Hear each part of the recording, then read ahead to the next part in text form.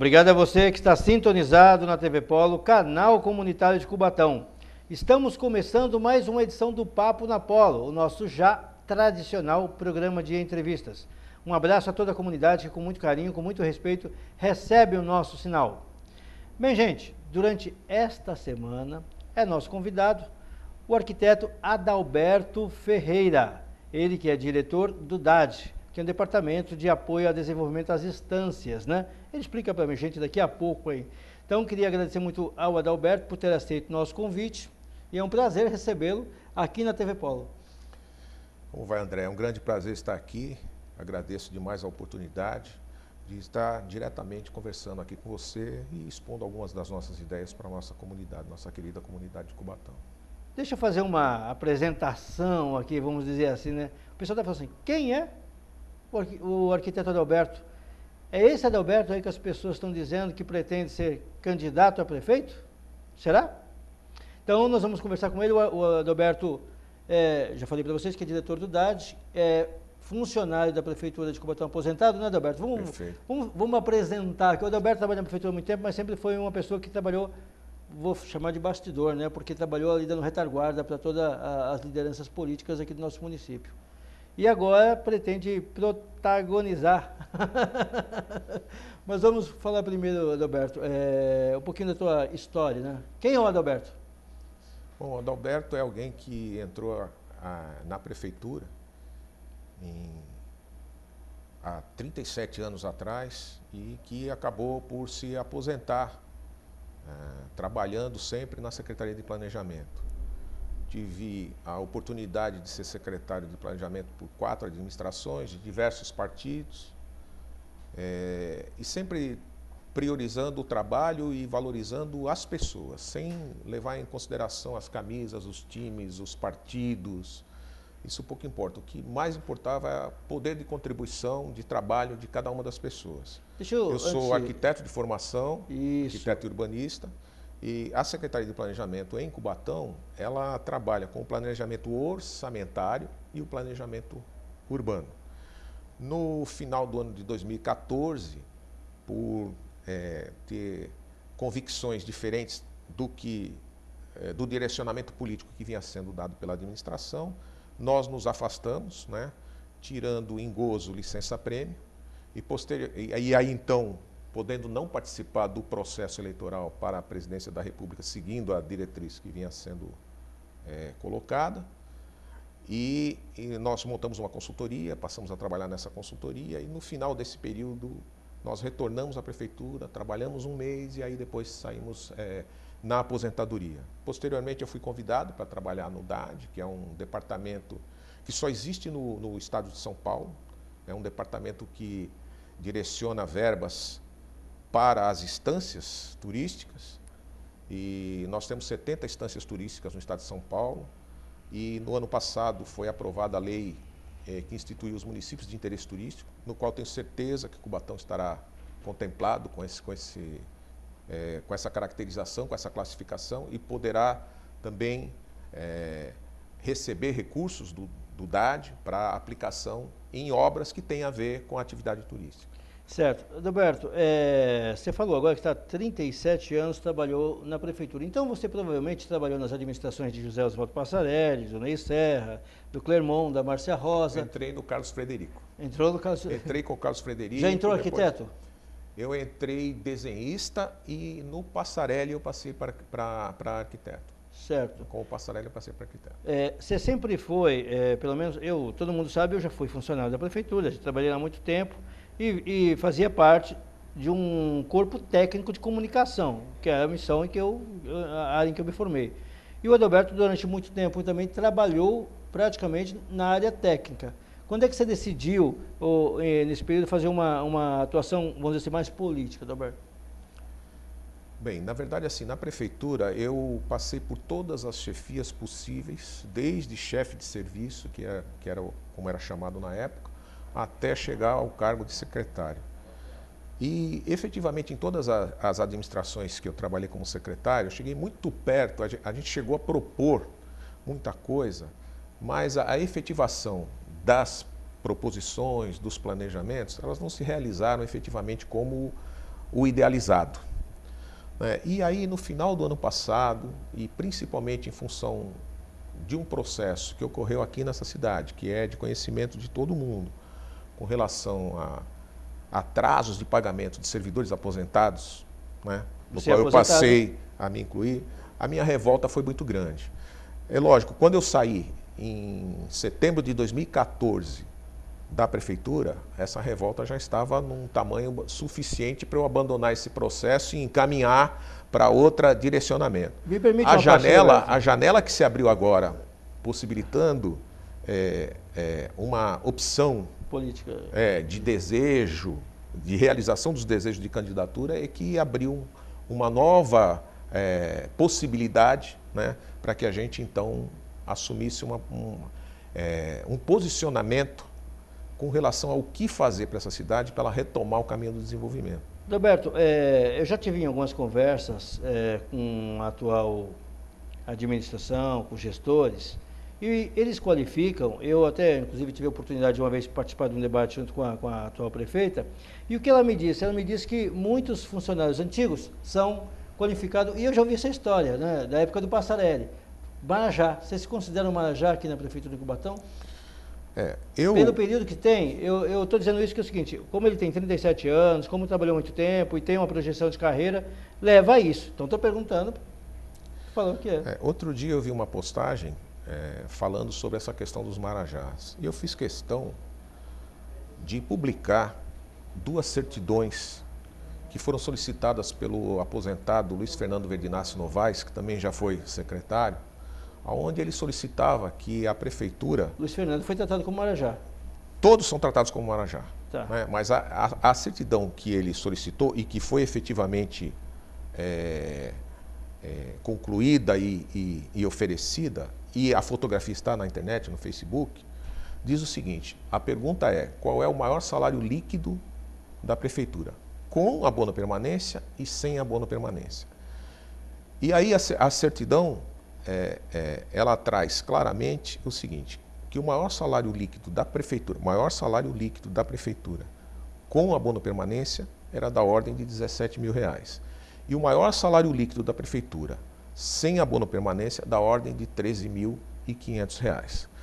O que nos leva a entender que não existe nenhum salário maior do que esses sendo pagos. Se efetivamente há quem assim o afirma, deveria vir a público dizer por que é que faz esse tipo de pagamento e, inclusive, se justificar perante o Ministério Público e perante o Tribunal de Contas do Estado. Eu fiz essa pergunta, gente, por uma questão técnica. Conheço muitos funcionários da Prefeitura, eles acompanham a programação da TV Polo, muitas vezes recebem essa pecha de Marajá, chegaram no teto e aconteceu com eles, pelo menos eu percebo isso em alguns amigos que eu tenho em comum, exatamente o que aconteceu com o Adalberto. Se criou uma revolta por causa da perspectiva que se tinham de se aposentar e foram surpreendidos com os problemas, né, apregoados aí pela administração de pagamento. Eu vou ter que fazer o seguinte, vou ter que fazer um intervalo e já eu vou falar com o Adalberto e ele vai ver se ele fez parte desse processo que levou a prefeitura a esta administração. Já ouvi isso na rua, mas você vai responder daqui a pouco, tá bom? Tudo bem. Gente, eu vou para um rápido intervalo, volto já, não sai daí não.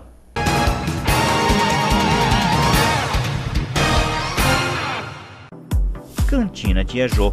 O melhor para sua festa você encontra aqui. Pães, bolos, doces e salgados. A Tia Jô oferece também coffee break e kit festa. Tia Jô, a melhor cantina de Cubatão.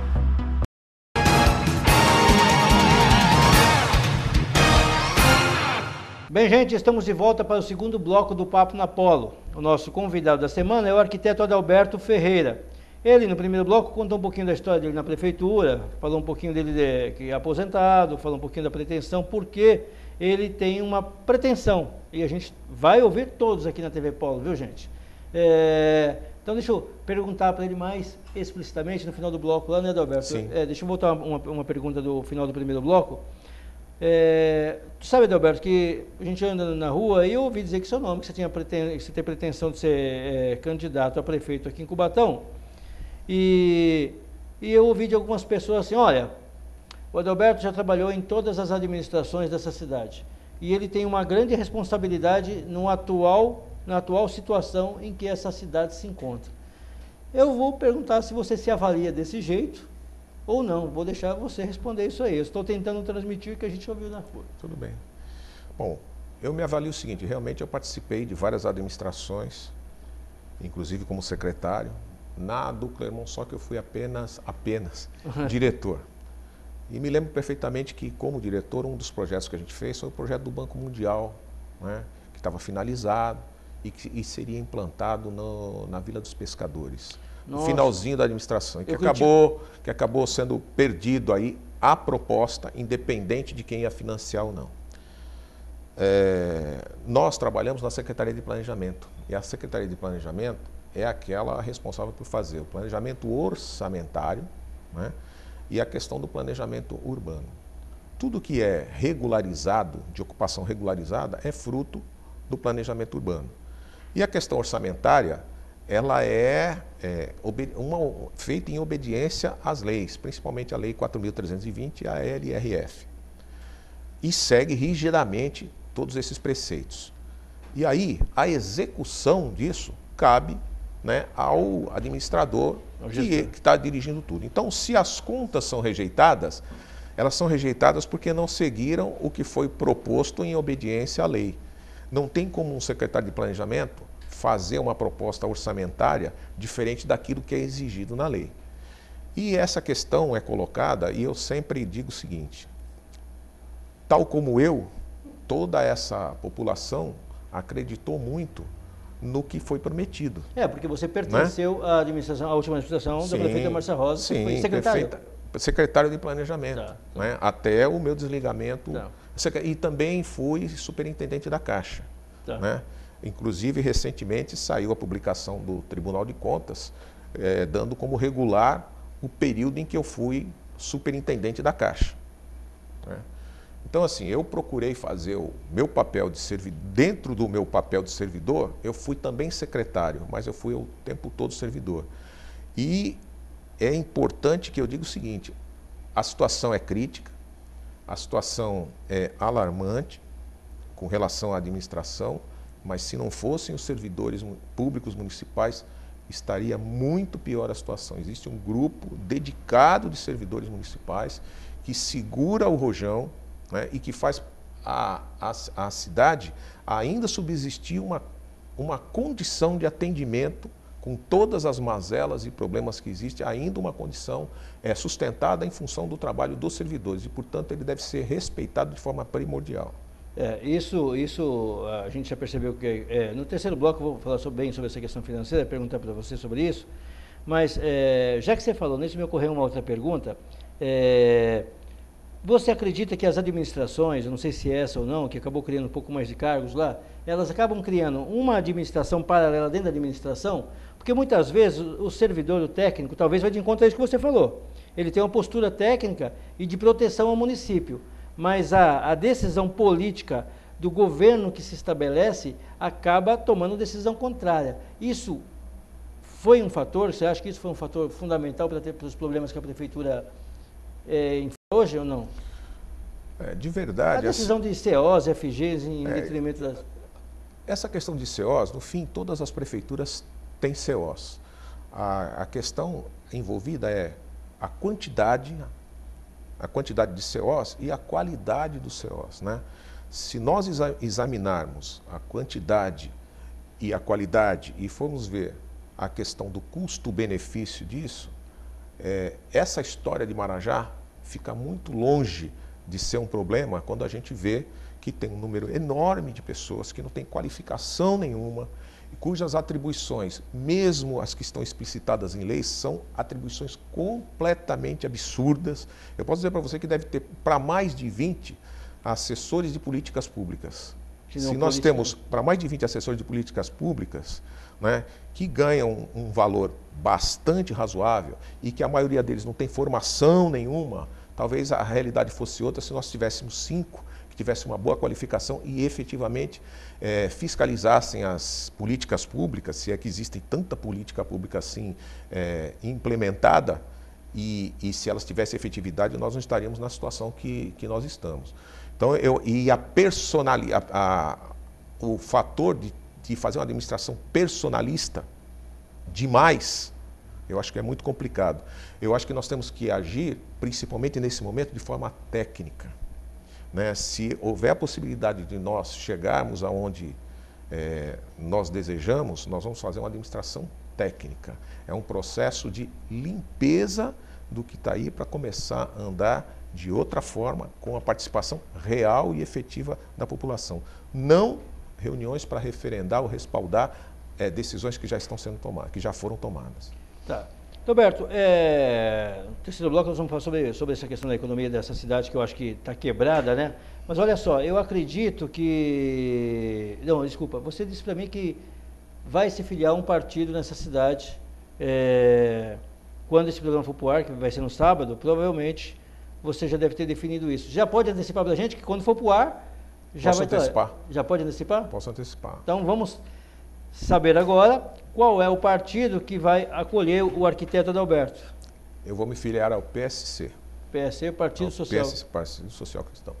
Normalmente é o partido que hoje não é o presidente, mas tem uma grande liderança aí do pastor Carlos, é isso? Do pastor Carlos, que eu conheço há mais de 30 anos. Opa! E com a mudança da lei, as janelas se abriu esse espaço, né? Então, desse período agora, você já vai fazer... Não, porque você não é afiliado, você já pode entrar direto? Posso entrar direto, não tem problema. Eu saí do PSD, eu estava no PSD, certo, né?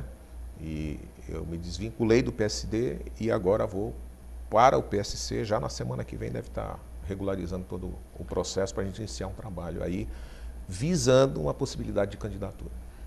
Certo. Agora me diz uma coisa, Adalberto, eu tive essa impressão, o Adalberto apareceu na vida da cidade pública, né, notória, nesse momento. Esse ano nós temos uma característica diferente da eleição, uma eleição curta. O tempo de televisão é menor, o tempo de campanha é menor, e você é uma pessoa que publicamente quase ninguém conhece. Você acha que isso vai ser um fator de problema, as pessoas serem apresentadas ao Adalberto, à população de Cubatão? Isso é um juízo que eu estou fazendo, tá, Adalberto? Não, me permita aí. As pesquisas que eu tomei conhecimento mostram, e eu vi umas 3 ou 4 pesquisas, não feitas por mim, mas feitas pelos candidatos a candidatos aí de vários partidos, mostraram que 80%, mais de 80% da população declararam nas pesquisas que estão indecisos ou com votos em branco. E aí tem um detalhamento onde as pessoas se manifestam querendo algo novo, querendo alguém que não foi político, que não exerceu nenhum cargo político, e desejando no perfil do candidato conhecimento administrativo, conhecimento técnico, experiência, né? Uma possibilidade de relacionamento diferenciada, onde se valorize a experiência e o conhecimento das pessoas. Eu acho que a gente tem uma chance, porque também, em função das circunstâncias que estão caracterizando a nossa cidade nesse momento, talvez seja a eleição onde deva existir a maior reflexão possível sobre em quem deverão ser os escolhidos, sobre que partidos eles representam, que papel esses partidos tiveram na configuração da situação no Brasil inteiro, não só no município. E que atrelamento essas pessoas tiveram até esse momento com tudo isso que está aí. Acho que pelo que ele falou, é o seguinte, hoje nós temos 2 partidos, 3 partidos grandes, vou qualificar dessa maneira, né, pessoalmente, vamos dizer assim, o PT, o PMDB e o PSDB vem se desgastando aí ao longo dos anos e talvez outros partidos apareçam para ocupar um espaço em razão da rejeição que esses partidos eventualmente possam ter. Bem, eu vou por mais um rápido intervalo, daqui a pouco, terceiro bloco, vou perguntar para o Adalberto, Adalberto, olha o abacaxi que esta cidade vai estar o ano que vem, como é que vai ser? Então é daqui a pouco, depois do intervalo, não sai daí não.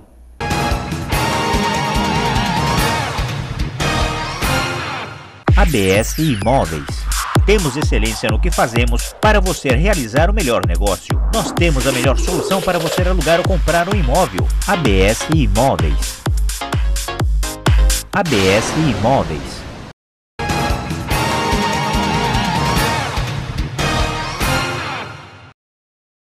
Bem, gente, estamos no terceiro bloco do Papo na Polo. Olha, essa semana a gente está com o arquiteto Adalberto Ferreira. Para quem ligou a televisão agora, ele é diretor do DAT, um departamento que dá apoio às instâncias turísticas.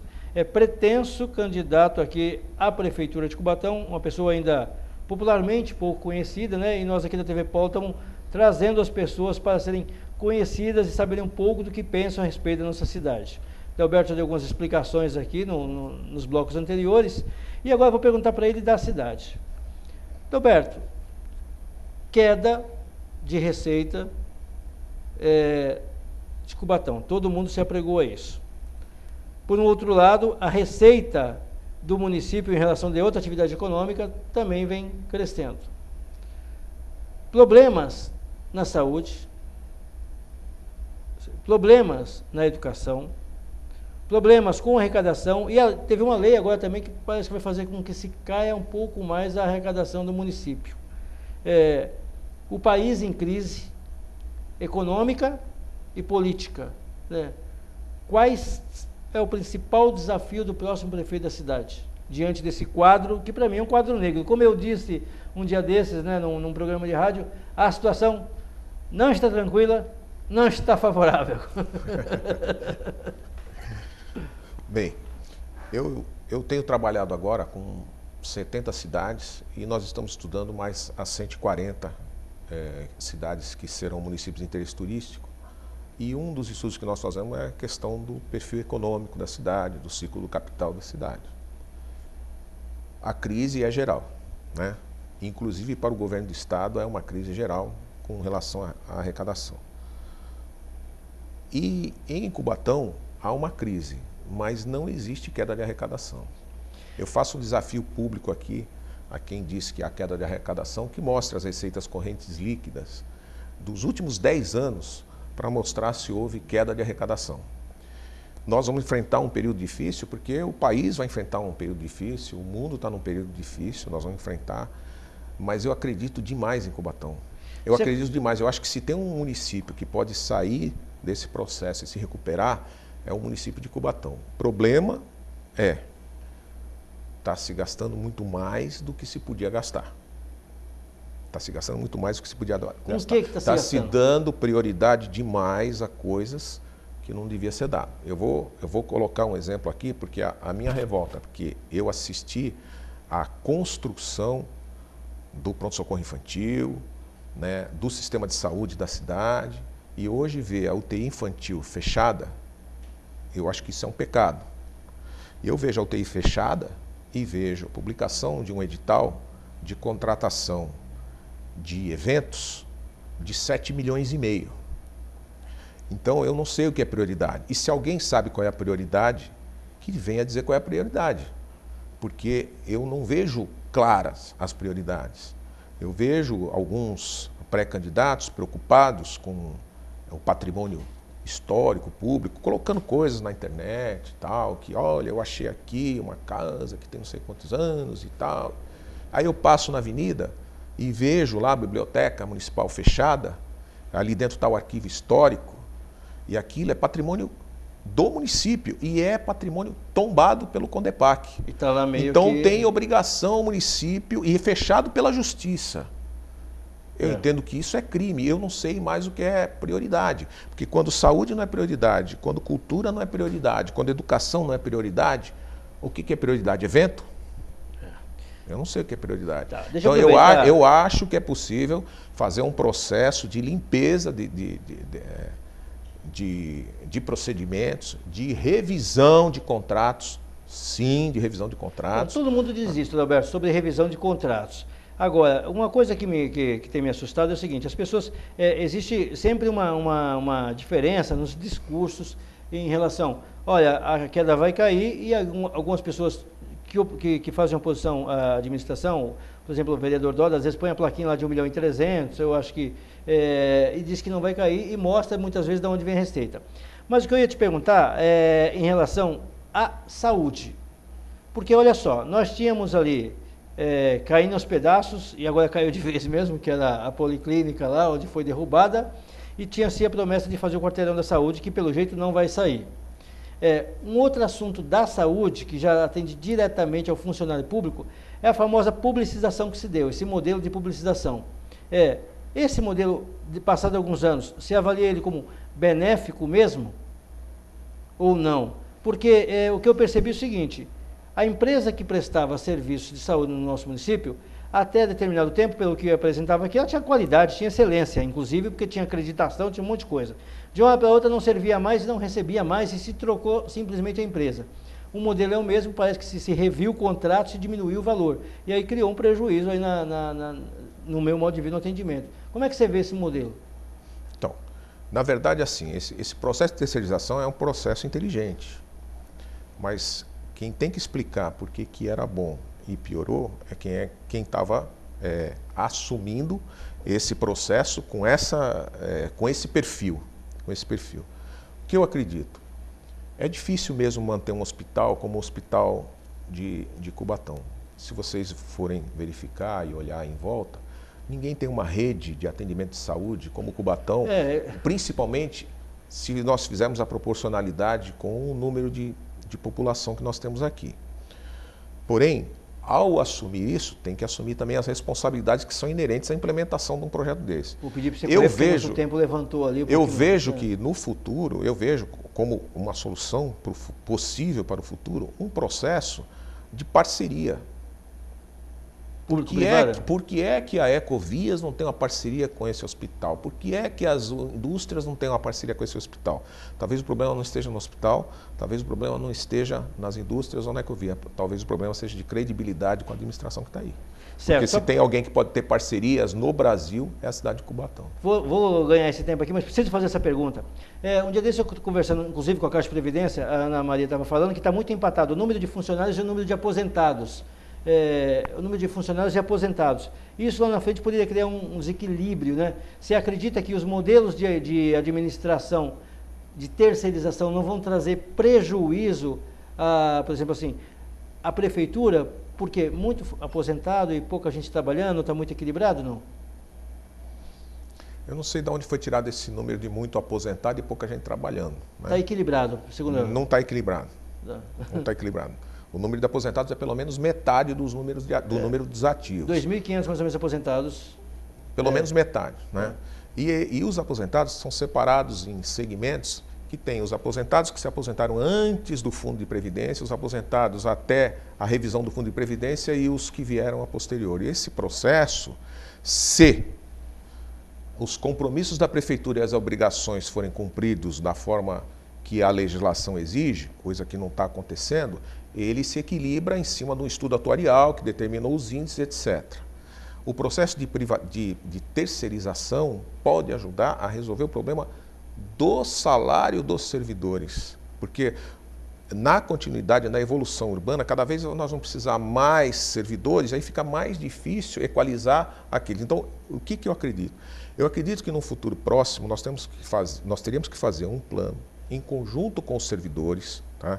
Para que a gente tenha um processo de automatização, de sistematização, de informatização, onde a gente precisa de menos servidores para gerir com maior efetividade os serviços. E com isso, no mundo, né? Tem que sobrar um pouco de recurso, sobra recurso para a gente melhorar o salário dos servidores e dar atendimento com qualidade para a população. Tá bom, gente, eu queria muito continuar conversando com o Adalberto aqui, saber um pouquinho mais sobre ele, sobre o pensamento polo-industrial, o que a gente pode fazer para melhorar ou não, mas não dá. Talvez numa outra oportunidade ele venha aqui e a gente vai conversar também sobre isso. Queria agradecer muito a presença dele, sucesso na empreitada, conte com a TV Polo, seja bem-vindo aí à vida pública, à vida política aí, viu, Adalberto? Muito obrigado, Marcelo, pela oportunidade, obrigado a todos, espero que vocês reflitam bastante sobre o que é essa eleição, sobre como está a nossa cidade e que caminhos diferentes do que está colocado aí nós podemos trilhar para resolver isso e retomar o caminho do desenvolvimento. Muito obrigado. Bem, gente, eu espero que você tenha gostado. Nós ficamos por aqui e até a próxima edição. Tchau, tchau.